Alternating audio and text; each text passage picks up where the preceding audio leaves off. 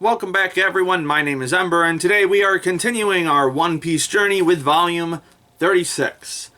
Had originally planned to finish this one yesterday, but the Shirobaka movie took priority. Also, definitely check out that review if you haven't seen it already. But anyway, this is volume 36. This covers chapters 337 through 346. So this is from the start of Luffy's fight with the foreman all the way up to where Luffy and crew crash into Mr. Iceberg's room while the CP9 is about to assassinate him.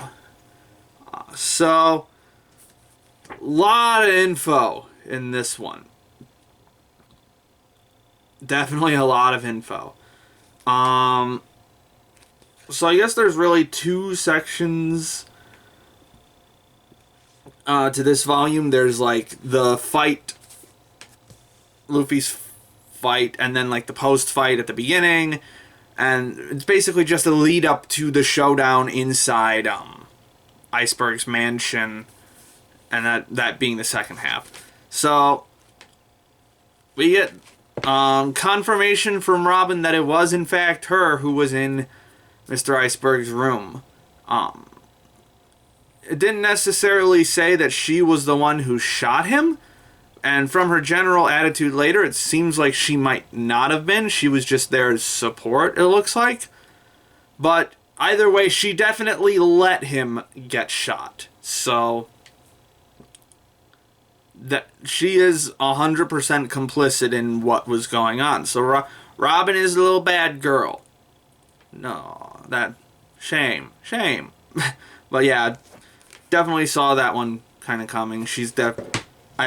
I'm really liking just the straight duplicitous nature of her character so far. There's nothing wishy-washy about it. She's doing the job that she is part of. That being basically being a CIA operative. So we learn about CP9 Cipher Pole number 9. So supposedly there are like 8 government bases around the entire globe, which I guess is what the reference to G8 is. So like the 8 major powers, I guess. I don't remember exactly if that's been discussed in full or not, but it probably was more so in the anime. But anyway, and each of those bases has its own intelligence unit. And then there's CP9, which is basically just just covert off-branch of the world government that does secret spy shit and assassinations and whatnot. So basically the CIA. Definitely was not expecting that turn for Robin's character. I expected it to be much more on the criminal side of things. Which is odd to say that the world government branch that is reflective of the CIA is not criminal. Technically. But, yeah. I'm freezing up a bit on what to say for some reason. I guess there's just a whole lot of plot getting thrown at me in this volume, and I'm trying to dissect all of it. But yeah, definitely a lot of development for Robin in this volume, which I'm very fond of.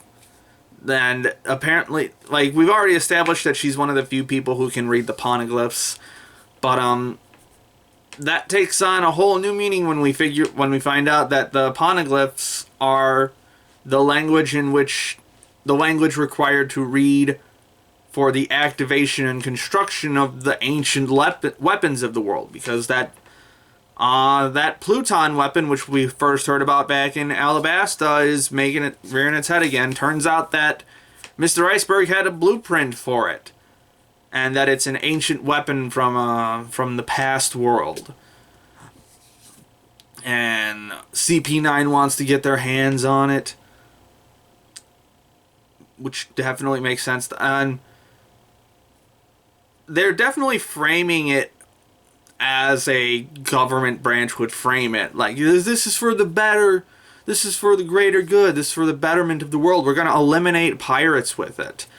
And Mr. Iceberg knowing how humans actually are is like, yeah, that's not all you're gonna do with it. So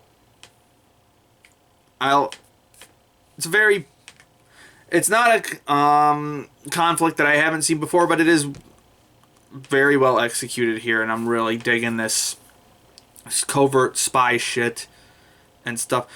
Going all the way down to like most of the Mr. Iceberg's foreman being CP9 plants. That one hurt a little bit to see them just betray their boss. Yeah. Maybe it's just because I read this over 2 days, but maybe it's just. But despite how much stuff happened in this volume, I really don't have a whole lot to say about it. Or maybe I'm just tired. Who knows? But yeah, just a whole bunch of plot in this one. We get the reveal that Frankie was also the apprentice of the same guy who taught Mr. Iceberg. So that gives him a lot more plot significance. Very interested in how the cyborg part's going to play out. I don't know how long after he was built. After the supposed death of the person that he is. Probably going to get to that in the next volume. But, yeah, he's good. God, this might be the shortest one yet. I'm just running out of stuff to say. It was just good. Oh, I do like the details about the ship captain, Kokoro. Not the train. And the train captain, Kokoro. Like, everyone's like, it was the pirates that tried to assassinate Mr. Iceberg. And she's like, nah, hon, that's bullshit. So, very much like that aspect of her character. She's so worldly from all of her experience that she immediately sees through everything. So, that was fun. Some really cool action scenes in this one. Again, Oda's spreads are on point. Just so explosive and fun to look at.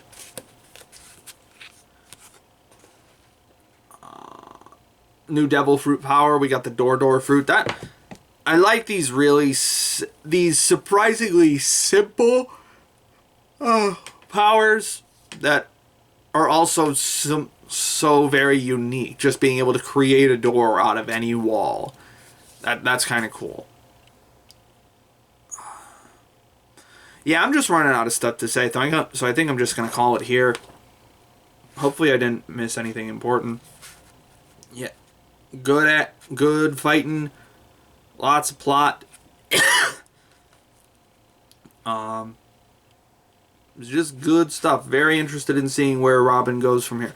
I do like that'll be the last thing I talk about. I like the way that the Straw Hats react to the fact that Robin is in fact the bad guy.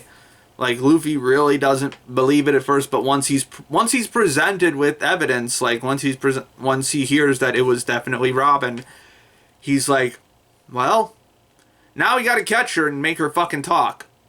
So, he's not ready to give up on her just yet, but he is very much aware of who she is.